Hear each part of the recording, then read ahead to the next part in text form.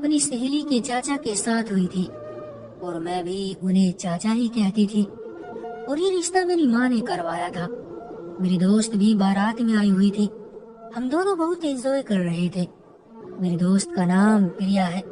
शादी की सारी रस्में तो हो चुकी थी, लेकिन अभी विदाई नहीं हुई थी। मगर मुझे नहीं पता था कि इस घर पर इतनी बड़ी कयामत टूटने वाली है। जब मैं शादी के हंगामे में मग्न थी तो अचानक मेरी माँ ने मेरा हाथ खींचा और मुझे एक कमरे में ले गई। उनकी आंखों में एक डर सा था, एक दहशत थी। न जाने क्या कुछ था जिसे मैं समझ नहीं पा रही थी। वो इधर उधर देख रही थी जैसे कोई बहुत ही राज की बात हो और किसी को बताना नहीं चाह रही हो। मैंने महसूस किया कि मेरी माँ के चेहरे का रंग उड़ चुका था। परेशानी की वजह से उन्हें दिसंबर के महीने में भी पसीना आ रहा था। लेकिन ऐसी भी क्या परेशानी थी, मैं दिल में सोच रही थी। आज मेरी मौसी की शादी हुई थी। मैं बहुत खुश थी। मैंने शादी का बहुत इंतजार किया था। मौसी की शादी किसी और से नहीं बल्कि मेरी अपनी दोस्त के चाचा से हुई थी। सारी रस्में हो चुकी थी, लेकिन अभी विदाई नहीं हुई थी।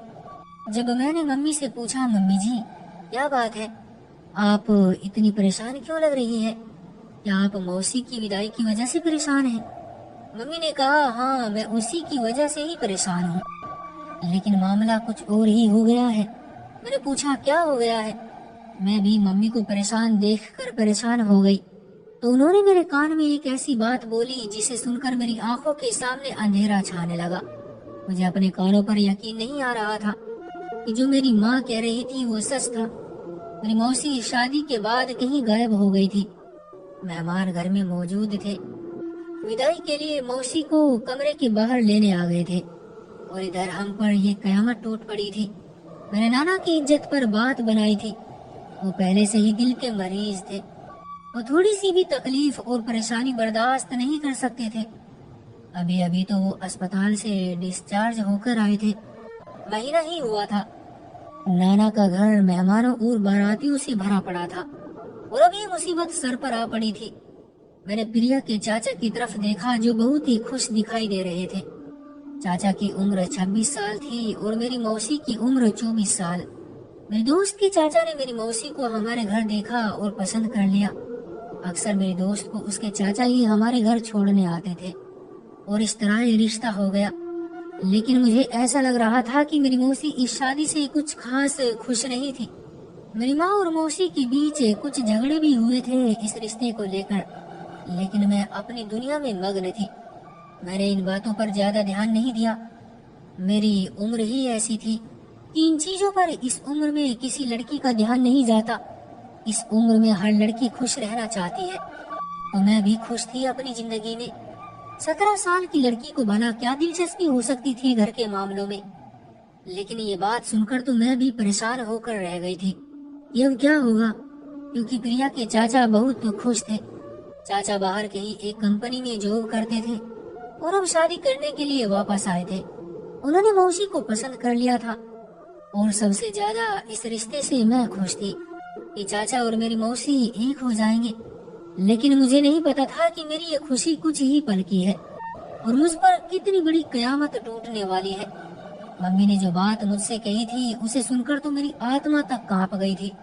मेरी माँ मुझसे कह रही थी कि घर मेहमानों से भरा पड़ा है और तुम्हारे नाना जी की भी तबीयत ठीक नहीं है और मुझे दुल्हन के कपड़े पहनकर चाचा के साथ विदा होना है।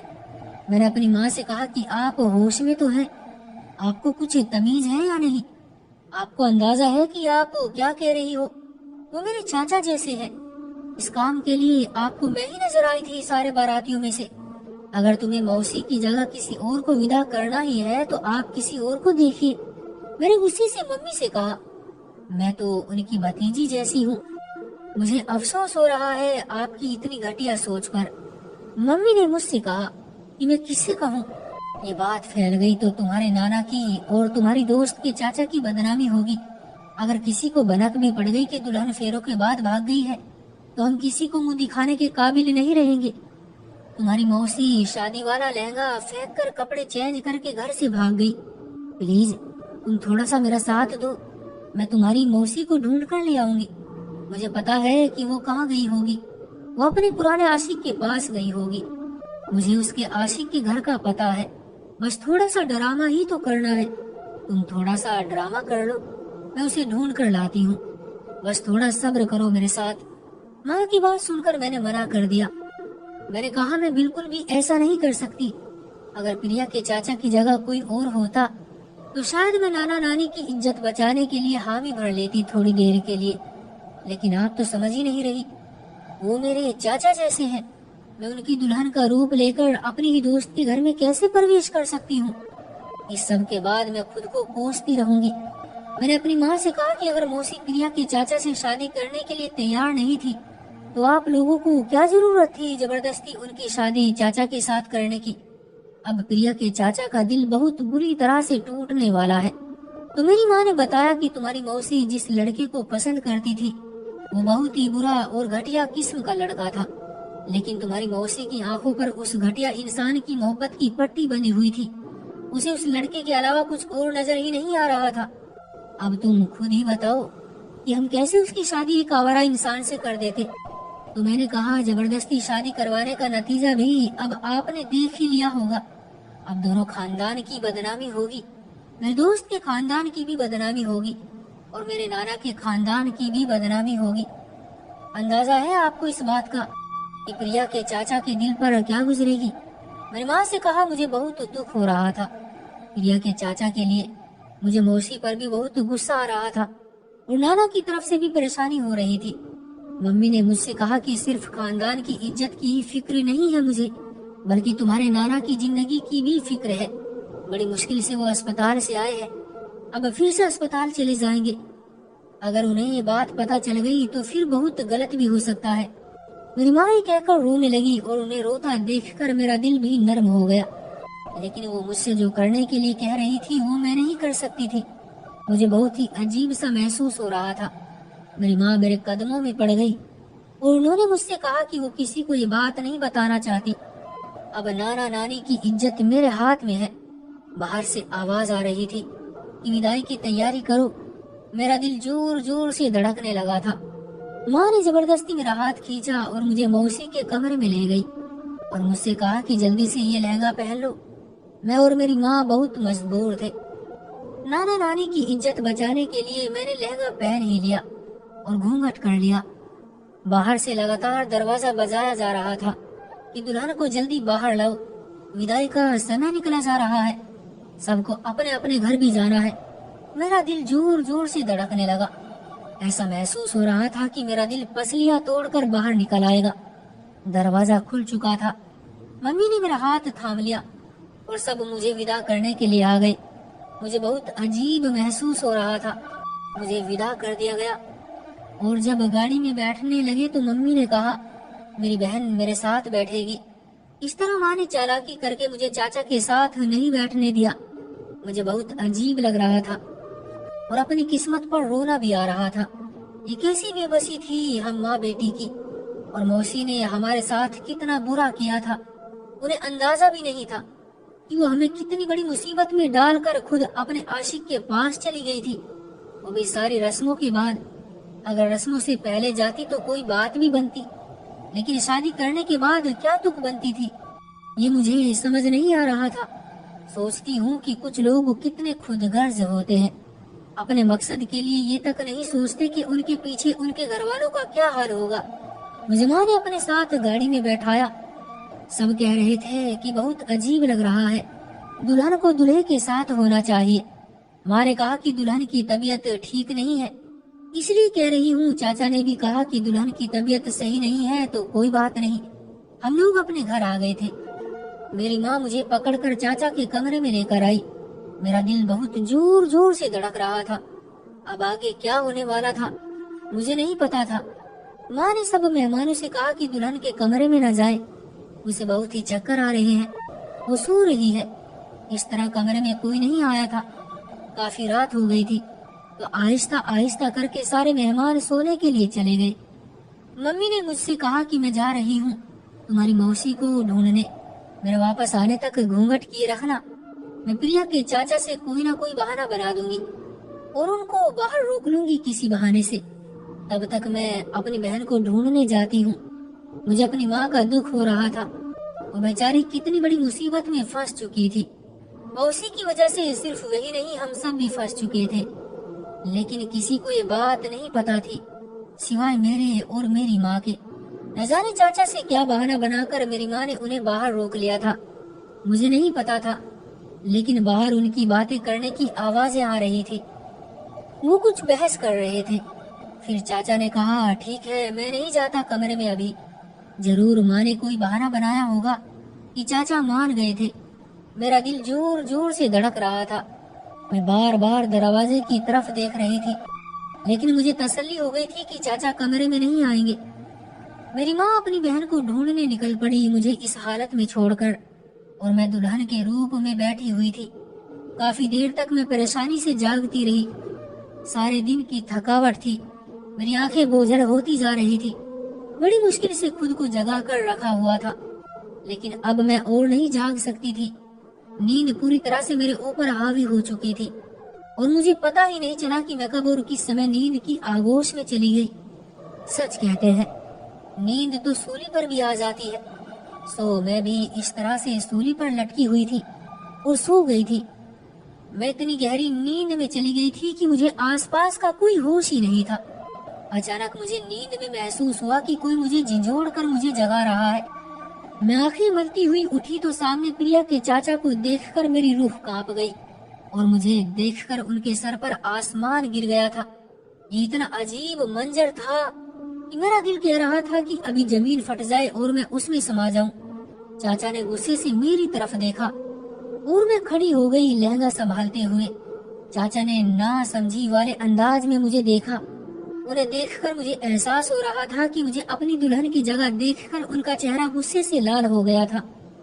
میں نے کچھ بولنا چاہا، لیکن میرے بولنے سے پہلے ہی پریا کے چاچا نے ایک زوردار تھپڑ مجھے مار دیا۔ ان کا تھپڑ اس قدر زوردار تھا کہ میں نیچے زمین پر گر گئی تھی۔ ایک جھٹکے سے میں نے دکھ سے چاچا کی طرف دیکھا اور اپنے گال پر ہاتھ رکھا جو تھپڑ کی وجہ سے لال ہو چکا تھا۔ میری آنکھوں سے آنسو نکلنے لگے۔ چاچا نے میرا ہاتھ پکڑ کر مجھے کھڑا کیا اور پھر پوچھا کہ میں نے اتنی گری ہوئی حرکت کیوں کی ہے، کیوں میں ان کی دلہن کی جگہ آ کر بیٹھ گئی ہوں۔ وہ مجھے جھنجھوڑ کر مجھ سے سوال کر رہے تھے۔ ان کی حالت بہت بری ہو چکی تھی اور میں لگاتار روئی جا رہی تھی۔ مجھ سے کچھ بولا نہیں جا رہا تھا، میں بولتی بھی تو کیا بولتی۔ یہ کتنی شرمناک حقیقت تھی، میں خود شرمندہ ہو رہی تھی۔ تمہیں شرم آنی چاہیے، میرے دلہن کے کپڑے پہن کر تم میرے بیڈ پر بیٹھی ہوئی ہو، تمہیں کچھ شرم ہے یا نہیں؟ میں تمہارے چاچا جیسا ہوں، میں تمہیں پریا کی طرح پیار کرتا ہوں، تمہیں کچھ احساس بھی ہے؟ کیوں کیا یہ سب تم نے؟ اور میری پتنی کہاں ہے تمہاری موسی؟ تم مجھے کیوں نہیں بتا رہی ہو؟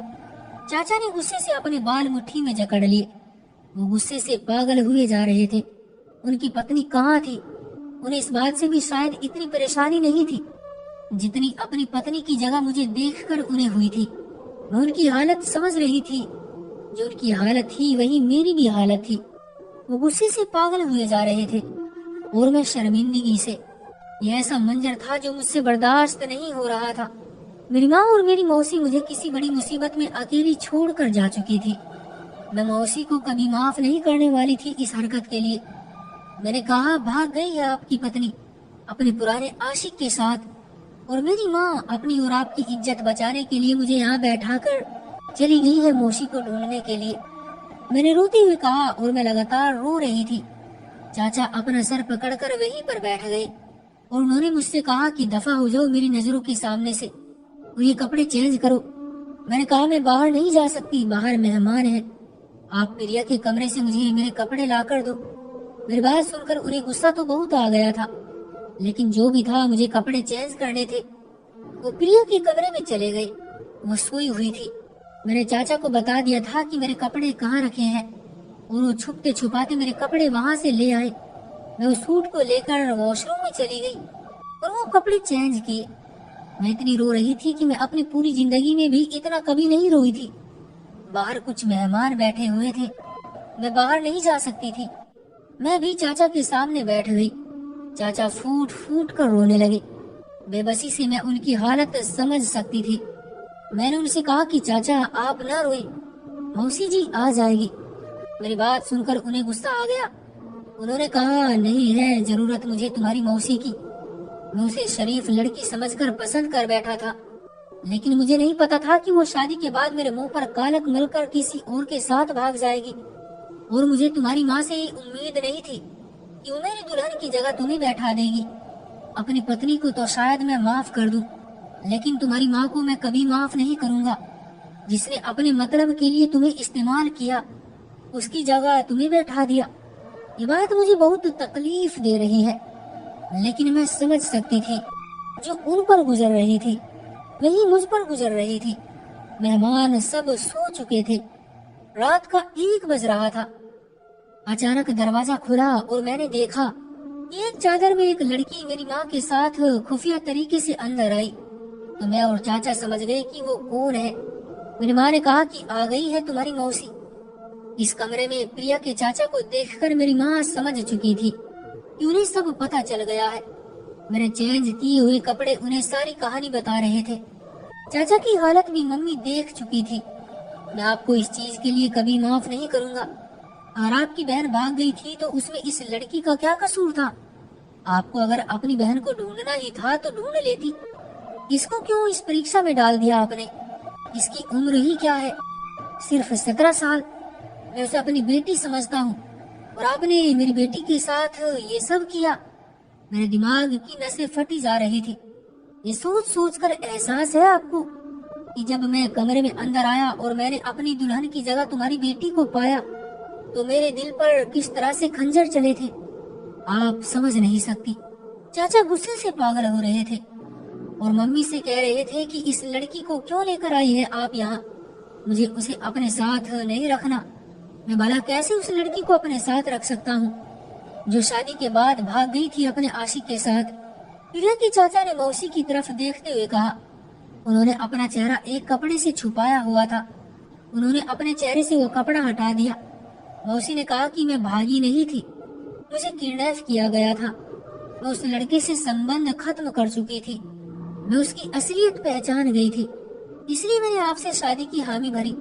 मैं आपसे शादी करने पर बहुत खुश थी, लेकिन मैं फेरों के बाद जैसे ही अपने कमरे में कुछ जरूरी काम से गई तो लड़का वही मौजूद था और गन पॉइंट पर मुझे अपने साथ चलने को कहा और कहा कि अगर मैं नहीं गई तो वो आपको जान से मार देगा।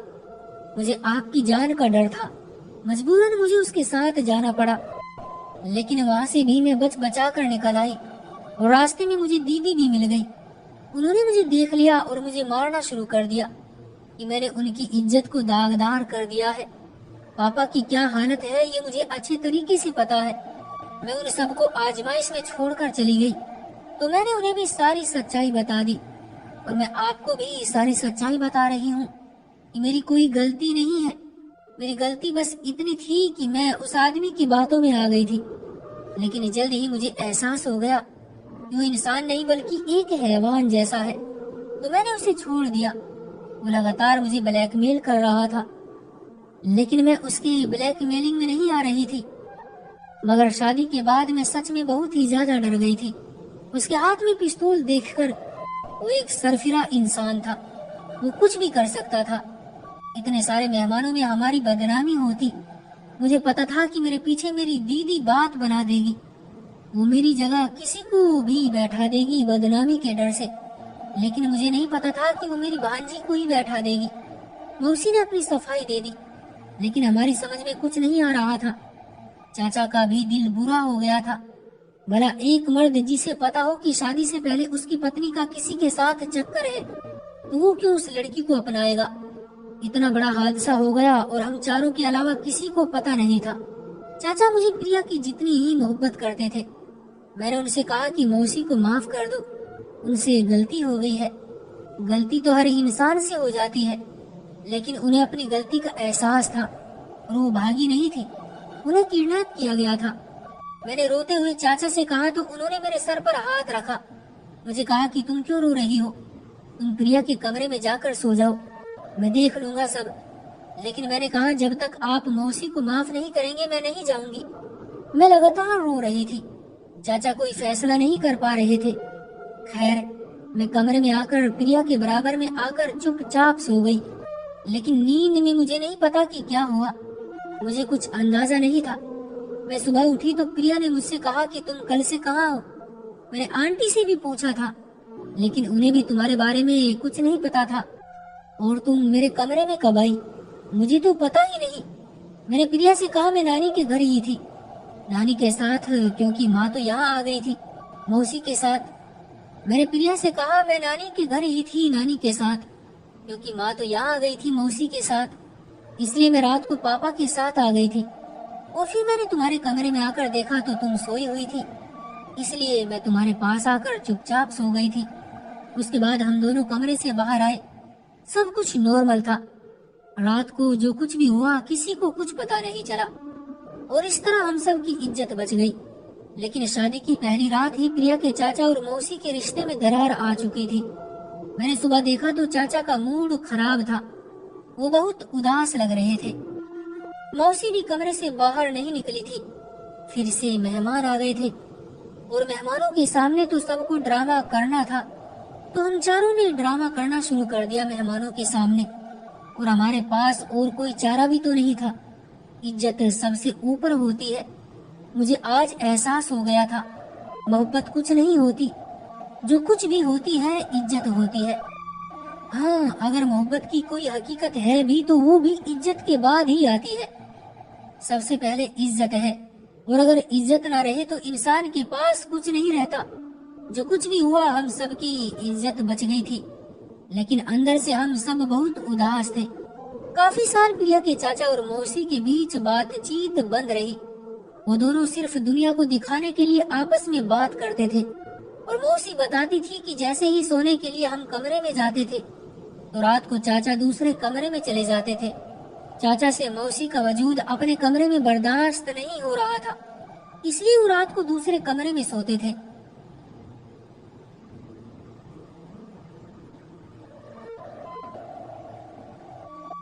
کہ وہ تکیا اٹھا کر دوسرے کمرے میں چلے جاتے تھے جب سب گھر والے سو رہے ہوتے تھے۔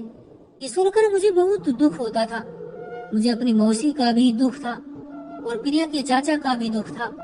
موسی کی چھوٹی سی غلطی کتنی بڑی پریشانی لے آئی تھی۔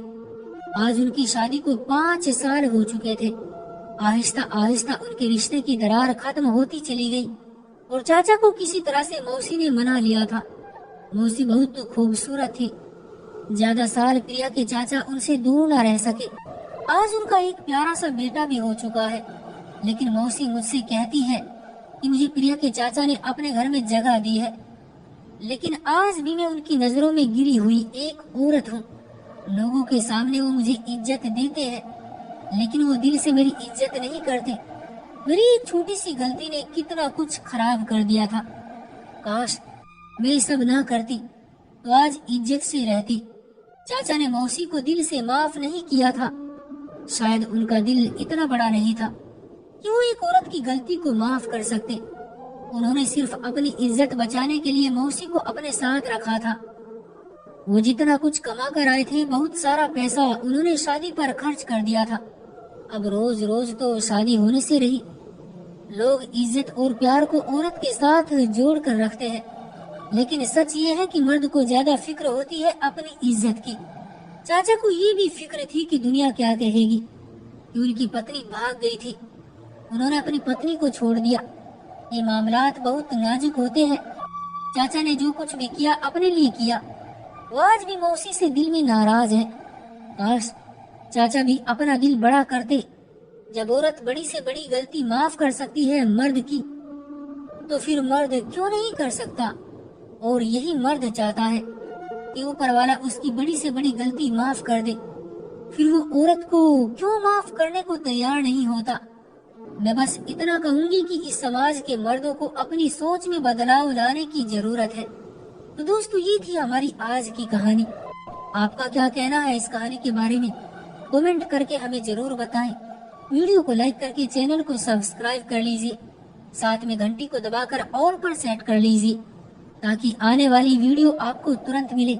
مجھے دیجیے اگلی ویڈیو تک اجازت، تب تک کے لیے دھنیواد۔